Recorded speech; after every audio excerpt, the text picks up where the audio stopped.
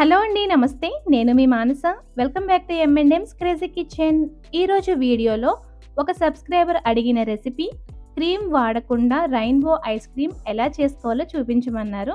So, అన్నీ ఇంట్లో ఉండే వాటితోనే ఎవరైనా సరే ఈజీగా చేసుకునేలాగా ఈ రెయిన్బో ఐస్ క్రీమ్‌ని అయితే మీతో షేర్ చేసుకుంటానండి. సో, లేట్ చేయకుండా ఈ రెయిన్బో ఐస్ క్రీమ్ ఎలా ప్రిపేర్ చేయాలో చూసేద్దాం. వీడియోని అయితే ఎక్కడ స్కిప్ చేయకుండా ఎండ్ వరకు చూసేయండి. అలాగే మన ఛానల్‌ని ఫస్ట్ టైం చూస్తున్నట్లయితే ప్లీజ్ ఛానల్‌ని సబ్స్క్రైబ్ చేసుకుని మమ్మల్ని మరింత సపోర్ట్ చేయండి. రెయిన్బో ఐస్ క్రీమ్ కోసం స్టవ్ మీద ఒక నాన్ స్టిక్ ప్యాన్ పెట్టి 2:30 కప్పుల వరకు పాలు యాడ్ చేసుకోండి.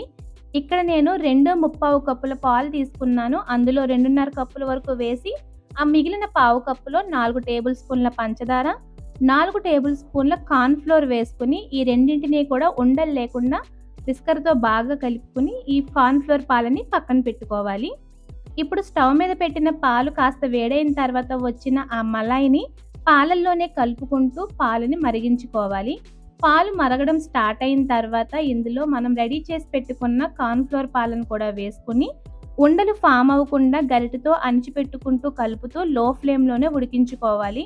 ఇవి కార్న్ ఫ్లోర్ కాబట్టి కాస్త త్వరగా దగ్గర పడిపోతుంది. సో, కంటిన్యూస్‌గా కలుపుకుంటూ మనకి కాస్త రిబ్బన్ కన్సిస్టెన్సీలోనే ఇలా పల్చగా వస్తే సరిపోతుందనమాట.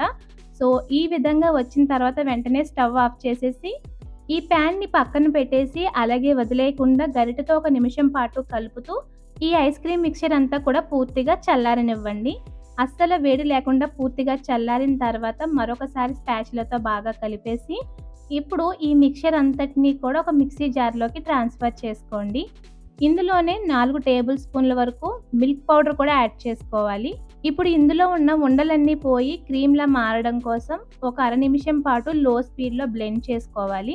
చూసారు కదా, ఉండలన్నీ కూడా కంప్లీట్‌గా పోయి మనకి ఇలాగా క్రీమ్ లాగా మారిపోతుంది.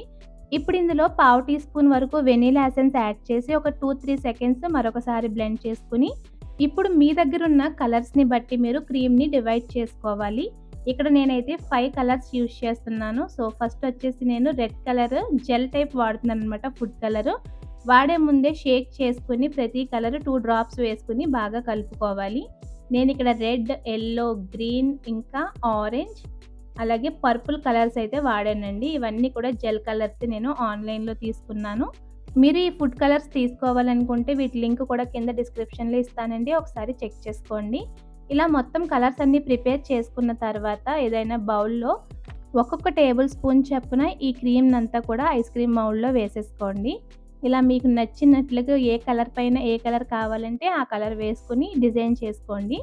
ఫైనల్‌గా మాత్రం వేసిన తర్వాత ఏదైనా టూత్ పిక్‌తో మీరు వీడియోలో చూపిస్తున్నట్లు అన్ని కలర్స్‌ని కూడా బాగా ఈ విధంగా కలిపేసుకుని మూత పెట్టేసి ఈ ఐస్ క్రీమ్‌ని ఫ్రిడ్జ్‌లో ఒక 8 గంటల పాటు ఉంచుకోవాలి. ఇలా 8 గంటల తర్వాత మీరు వెంటనే ఐస్ క్రీమ్‌ని తీసేసుకోకూడదు. కాస్త కూలింగ్ తగ్గిన తర్వాత మీరు గరిటెతో తీసుకున్నా కూడా చాలా బాగా వచ్చేస్తుంది ఐస్ క్రీమ్ ఎక్కడ పాడవకుండా.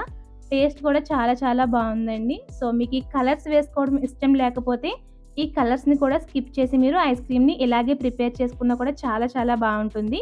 సో, లేట్ చేయకుండా మీరు కూడా ఈ రెయిన్బో ఐస్ క్రీమ్‌ని క్రీమ్ వాడకుండా ఇంట్లోనే ప్రిపేర్ చేసి మీకు ఈ రెసిపీ ఎలా వచ్చిందో మాకు కామెంట్స్‌లో షేర్ చేయండి. అలాగే వీడియో నచ్చినట్లయితే ప్లీజ్ లైక్ చేయండి, షేర్ చేయండి, సబ్స్క్రైబ్ చేసుకోండి. పక్కనే ఉన్న బెల్ బటన్‌ని యాక్టివేట్ చేసుకోండి.